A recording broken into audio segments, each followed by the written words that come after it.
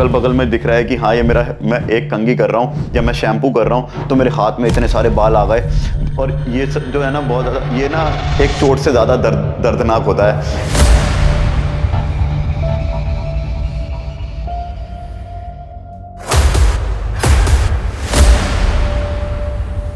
तो कोई कुछ बता रहा है, कोई कुछ बता रहा है, कोई कुछ बता रहा है कि ऐसे तेल लगाओ, इधर कोई किस चीज़ की ऑयल लगाओ, इधर जोंक का तेल लगाओ, कोई कह रहा है जमाल गोटे से करो, कुछ भी करो मतलब। लेकिन मुझे उससे रिजल्ट पता लग रहा था कि कुछ हो ही नहीं रहा है।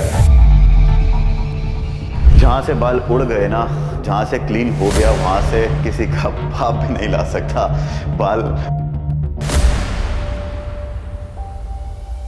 मेरा नाम कृष्णा अग्रवाल है, मेरी एज 30 है और आज मेरा QST से हेयर ट्रांसप्लांट है। हेयर फॉल की प्रॉब्लम मेरे को 20 की एज में स्टार्ट हुई थी और उस टाइम मेरी डेंसिटी भी बहुत अच्छी थी, मेरे बहुत घने बाल थे और सब कुछ अच्छा था।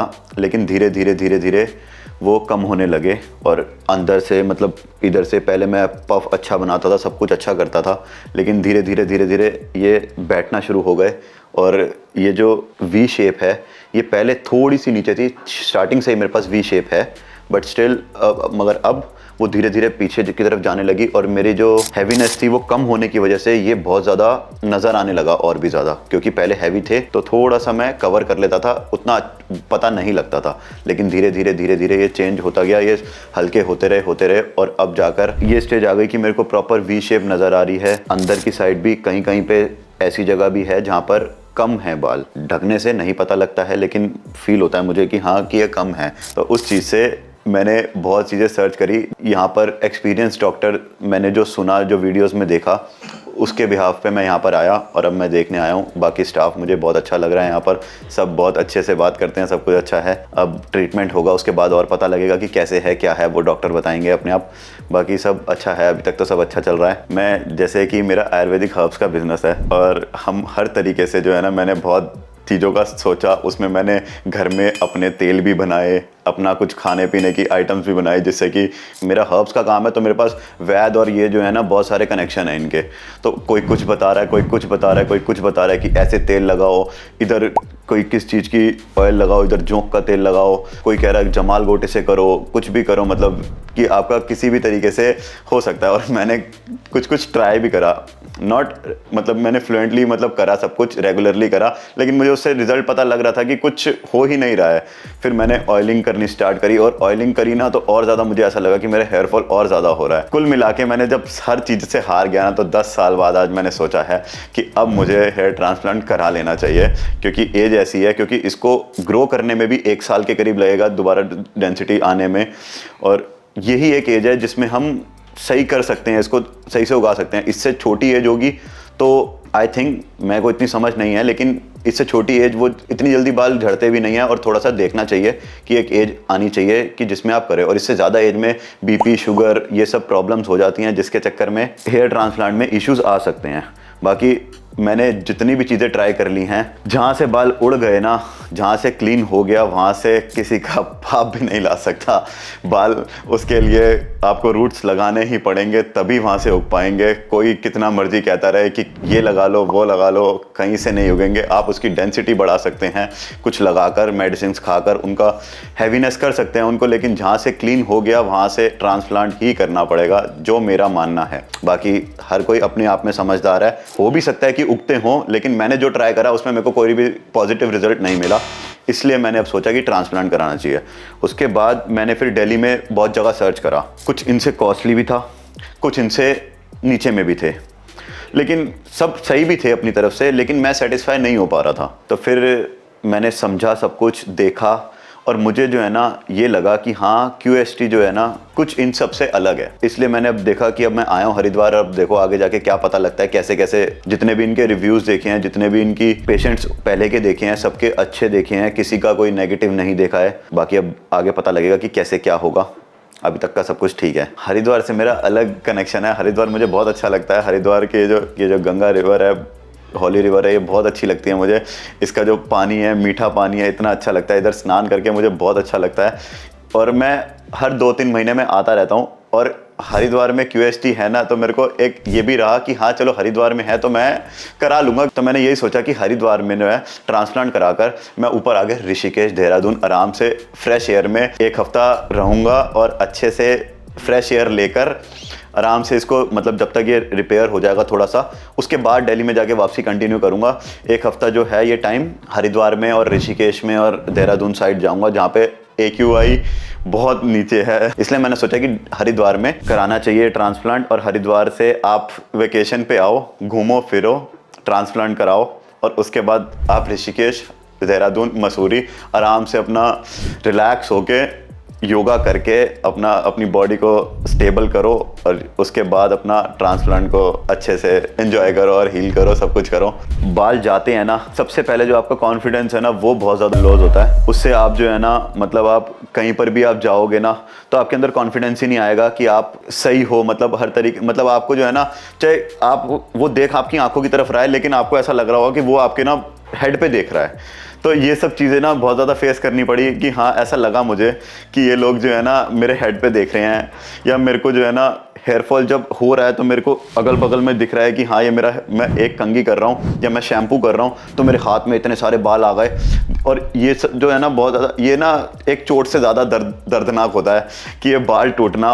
और क्योंकि ये फेस है, फेस के ऊपर का जो है ना बाल ही एक ऐसी चीज़ है जो आपके ना लुक्स को ना बताती है, दिखाती है कि आपके फेस का लुक और ये सब जो है ये सिर्फ बाल ही करता है। तो इसलिए मैंने देखा कि एक बाल होना जो है ना फेस के ऊपर बहुत अच्छी चीज़ है।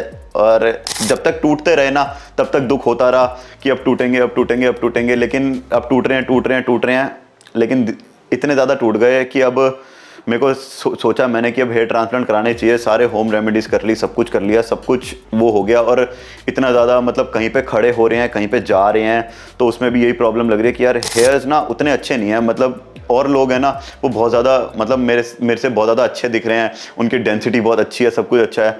ये कोई बंदा किसी से शेयर नहीं करता है, बस देखता है कि हाँ उसके बाल बहुत अच्छे हैं, उसके बाद बहुत अच्छे हैं, हमारे बाल बहुत। और जिस बंदे के झड़ रहे होते हैं ना उसको पता होता है कि हाँ कितना बुरा हाल चल रहा है हमारा बालों का। तो मैंने जो देखा, बाल टूट रहे हैं, सब कुछ हो रहा है, बहुत प्रॉब्लम हो रही है, उठ रहे हैं तो सराहने पे देख रहे हैं पीछे की इतने सारे बाल हैं। कुल मिला के जो है ना मेरे को बिल्कुल अच्छा नहीं लग रहा था बाल टूट रहे हैं, क्योंकि लुक्स वगैरह बहुत ज़्यादा चेंज हो जाती हैं, कॉन्फिडेंस लेवल बहुत ज़्यादा लो हो जाता है। मैं सही है, अब मेरे को हेयर ट्रांसप्लांट करा के पता लगेगा कि अब आगे क्या होता है, डेंसिटी कैसी आती है। मैंने लोगों की ऐसी भी देखी है कि डेंसिटी नहीं आती है, वो उनकी अपनी लापरवाही है कि वो गलतियाँ कर रहे हैं, वो अपना ब्लड सर्कुलेशन ठीक नहीं कर पा रहे हैं, इस चक्कर में उनके वो नहीं हो पा रहे, PRPs नहीं ले पा रहे हैं, या फिर डॉक्टर से कंसल्ट नहीं कर रहे हैं इस चक्कर में।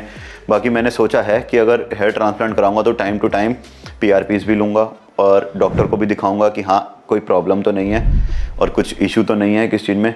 तो मुझे लगता है कि अच्छा रिजल्ट आना चाहिए। मेरी QST से यही एक्सपेक्टेशंस है कि अभी ट्रांसप्लांट हो तो अच्छे से अच्छा हो, और क्या कहते हैं, मेरी हेयरलाइन वो ड्रॉ करें तो इतनी नेचुरल करें कि कोई पहचान ही ना पाए कि मेरा हेयर ट्रांसप्लांट हो रखा है।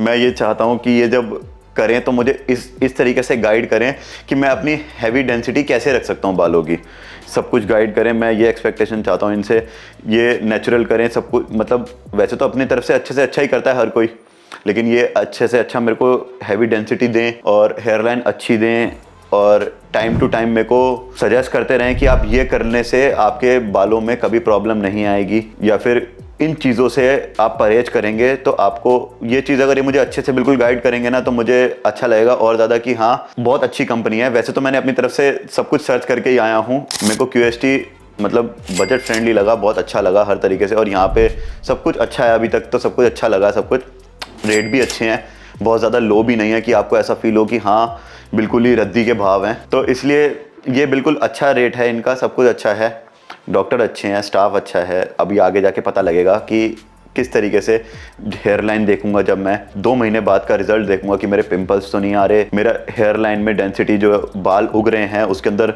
एक रूट में 2-3 बाल उग रहे हैं, नहीं उग रहे हैं, फ्रंट लाइन में जो ये हेयर्स यूज़ कर रहे हैं वो सिंगल हेयर वाला कर रहे हैं या फिर 2 या 3 लेयर वाला जो हेयर होता है वो यूज़ कर रहे हैं। तो इस चक्कर में वो चीज़ सब देखनी है, और ये देखना है कि हेयर्स जब ये लाइन बनाएंगे वो जब ग्रो करेंगे तो उसके बीच में गैप तो नहीं आ रहा, या अननेचुरल तो नहीं है, इननेचुरल तो नहीं है कि मतलब कि टेम्पल्स अलग से शो हो रहे हैं, हेयर लाइन सीधी तो नहीं हो रही। अगर वो टेढ़ी भी हो रही है तो उसमें भी नेचुरल आनी चाहिए लुक।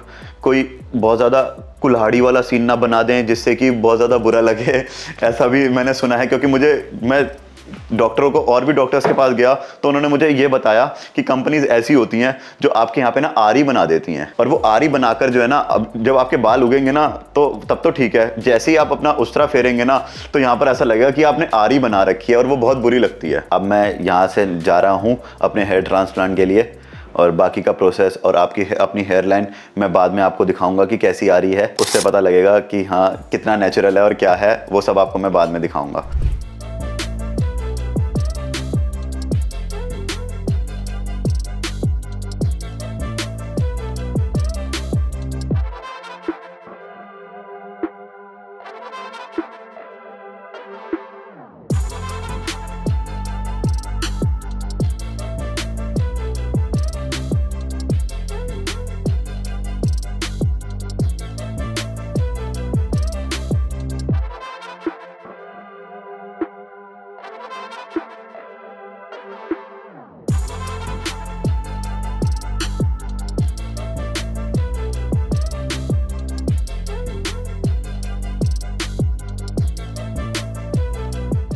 हेलो, मेरा नाम कृष्णा है और मेरा ट्रांसप्लांट हो चुका है जैसा कि आप देख रहे हैं। फ़िलहाल क्या कहते हैं, मेरा परसों स्लीटिंग हुई थी जिसके अंदर वो होल करते हैं और सारा सिस्टम करते हैं। उसके बाद अब कल मेरी सर्जरी स्टार्ट हुई थी और अच्छा हुआ सब कुछ, मतलब काफ़ी देर चली, काफ़ी अच्छे उन्होंने मेरे को बीच में गैप भी दिया, रेस्ट भी दिया, कुल मिला के सब अच्छा था। और अब जिस तरीके से आप देख रहे हैं सारा मेरे टेम्पल्स भी बने और मेरा फ्रंटल लाइन बढ़िया बनाई उन्होंने, हल्का सा जिगजैग भी दिया जिसमें मेरे को बहुत अच्छा लग रहा है दिखने में। फ़िलहाल थोड़ा सा स्वेलिंग है, वो टाइम के साथ साथ डॉक्टर ने मुझे बताया कि कम हो जाएगा, सही हो जाएगा, बिल्कुल परफेक्ट हो जाएगा। मेरा एक्सपीरियंस काफ़ी अच्छा रहा।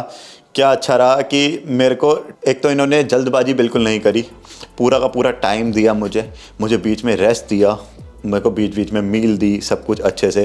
QST की एक बात बहुत अच्छी लगी मुझे कि उन्होंने मुझे जो है ना हर 15 मिनट में 20 मिनट में कि सर आप ठीक हैं, सर आपको कोई प्रॉब्लम तो नहीं हो रही, सर आपको किसी चीज़ की कोई ज़रूरत तो नहीं है, वॉशरूम जाना है उसके लिए बाकायदा रुक कर, जहाँ पे एनेस्थीसिया की ज़रूरत थी बीच बीच में बाकायदा जिस डिपार्टमेंट का जो डॉक्टर था वो आकर सब कुछ हर तरीके से मेरे को सेट कर रहा था। वहाँ पर एनेस्थीसिया के लिए जो डॉक्टर मेन डॉक्टर है, जो इसी का ही मेन डॉक्टर है, वो आ रहा था। स्लीडिंग करने के लिए जो डॉक्टर था वो अलग डॉक्टर था जिसने अच्छे से अपना काम करा। उसके अलावा जो रूट्स निकालनी थी, ग्राफ्स निकालने थे, उसके लिए जो सर थे उन्होंने मेरे को प्रॉपर काम करा। उसके लिए ग्राफ्ट लगाने के लिए जो टीम थी वो अलग टीम थी, और सब ने जो है अपना काम बहुत अच्छे तरीके से करा और मेरे को पूरा टाइम दिया। पूरा टाइम देकर और मेरा ट्रांसप्लांट कंप्लीट करा। टाइम ज़रूर ज़्यादा लगा लेकिन मैं सेटिस्फाई हूँ हर तरीके से, क्योंकि इन्होंने मेरे को कहीं पे भी जल्दबाजी नहीं दिखाई। और जिस तरीके से आप मेरी हेयर लाइन देख रहे हैं बिल्कुल नेचुरल लग रही है अब तक। बाकी ग्रो करने के बाद फिर पता लगेगा कि क्या है, क्या रिज़ल्ट है। अब तक मैं सेटिस्फाई हूँ हर तरीके से, जो भी मेरे को अच्छा लग रहा है अभी तक। मुझे मेरा हेयर लाइन काफ़ी अच्छा लग रहा है, जैसे नेचुरल लुक आ रही है उसके अंदर। और जो जैसा मैं सोच रहा था कि कहीं ये आरी तो नहीं बना देंगे, तो आरी जैसा ऐसा कुछ नहीं था। ठीक है, प्रॉपर नेचुरल देने की उन्होंने पूरी कोशिश करी। वही टेम्पल्स में भी सब कुछ अच्छे से करा। और जो स्लीडिंग के टाइम पे जो मेरे सर में होल करे थे और जो उन्होंने मेरे ग्राफ्स निकालने के बाद जो मेरे ग्राफ्स कंप्लीट हो गए थे, उसके बाद भी कुछ होल्स बच गए थे और डॉक्टर को लगा कि ये होल्स भी फिल होने चाहिए, तो उन्होंने दोबारा से मेरे ग्राफ्स निकाले, उनको प्रॉपर मेरे रूट डोनल एरिया से निकाल कर उनको फिल करा और मेरे को पूरा सेटिस्फाई करा कि आपको कहीं से कहीं तक दिक्कत नहीं आएगी। जो रूट हमने छेद करे, जो स्लीडिंग करी, सब में उन्होंने रूट्स भी प्लांट करी, सब कुछ अच्छा करा, ग्राफ्स भी फिट करे और प्रॉपर नेचुरल हेयर लाइन दी, जो मैं बहुत सेटिस्फाई हूँ उस चीज़ से। बाकी ग्रो करने के बाद पता लगेगा कि इसके बीच में गैप तो नहीं आ रहा। और बाकी डॉक्टर ने मुझे बताया कि अगर आप इसकी केयर अच्छे से करेंगे और इसके अंदर आप टाइम टू टाइम दवाइयाँ खाएंगे और थोड़ा सा परहेज रहेगा, लाइक कोई ठंडी चीज़ें नहीं खानी है या फालतू के ऐसे कोई बाहर का बाज़ार का नहीं खाना है, अगर आप इन चीज़ों का केयर करेंगे ना तो आपका बहुत अच्छा रिज़ल्ट आएगा, जो कि मैं पूरा ध्यान रखूँगा और देखूँगा कि जो डॉक्टर ने कहा था क्या वो सच है और सब कुछ है। और वो 2-3 महीने बाद मैं आपको फिर दोबारा दिखाऊंगा। मेरे को दिक्कत नहीं हुई, मेरे को दिक्कत ये रही कि रात को जब मैं सोया तो मैं थोड़ा अनकंफर्टेबल हो रहा था। जैसे कि मैं जब सर पीछे की तरफ करा तो ब्लड फ्लो जो था मेरे सर के ऊपर गया, जिससे कि मेरे को हैवीनेस फील हो रहा था। ये स्वाभाविक है क्योंकि आपकी सर्जरी हुई है, आपके इतने नीडल्स चुभे हैं, तो उसको हील होने में थोड़ा सा टाइम लगता है। कोई बंदा सर्जरी कराएगा तो उसकी चेंज होने में, उसको थोड़ा ठीक होने में टाइम लगता है। बाकी थोड़ा सा अब जैसे सर्जरी हुई है तो आप ध्यान रखिए इन चीज़ों का कि आप लेटकर अच्छे से इसको आप हिलिए डुलिए नहीं, अपने ग्राफ्स को दबाइए नहीं, ठीक है। अपने इसके ऊपर कोई मतलब डस्ट ना लगे, जिससे कि आपको इस चीज़ का कोई इन्फेक्शन भी नहीं होगा, कुछ भी नहीं होगा। हर समय ढक के रखो। 1 हफ्ते से 10 दिन का प्रोसेस है जिसमें आपको ज़्यादा केयर करनी है। उसके बाद जब ये फर्स्ट वॉश हो जाएगा, सेकंड वॉश हो जाएगा, तो उसके बाद ये सब कुछ बिल्कुल नॉर्मल, जैसे आपने एक उस्तरा फिरवाते हो बिल्कुल वैसा लुक आ जाएगा। कुछ भी नहीं पता लगेगा कि आपका ट्रांसप्लांट भी हुआ है या नहीं हुआ है। थोड़े दिन का केयर होता है, वो तो आपको चाहे कोई भी आपकी बीमारी होगी, अगर आप किसी भी चीज़ की सर्जरी करेंगे तो उसी चीज़ में आपको ध्यान देना पड़ेगा ही। ऐसे ये भी एक सर्जरी है, कॉस्मेटिक सर्जरी है। आपकी लुक्स अच्छी कर रही है तो आपको थोड़ा सा ध्यान तो देना पड़ेगा इस चीज़ का, और ये देंगे तो आपका लुक काफ़ी अच्छा होगा भी। लुक अच्छा आएगा तो आपको खुद अपना सेटिस्फाई रहेंगे, आप और ध्यान देंगे अपने ऊपर कि अगर मैंने ये सर्जरी करा के अगर ये चीज़ से मेरी लुक अच्छी आ रही है ना, तो आप उसके लिए और प्रिपेयर रहेंगे कि हाँ मैं और अच्छा बनाने के लिए थोड़े से प्रिकॉशंस और ले लेता हूँ। और इस चक्कर में सब सही था, अभी तक तो सब सही है।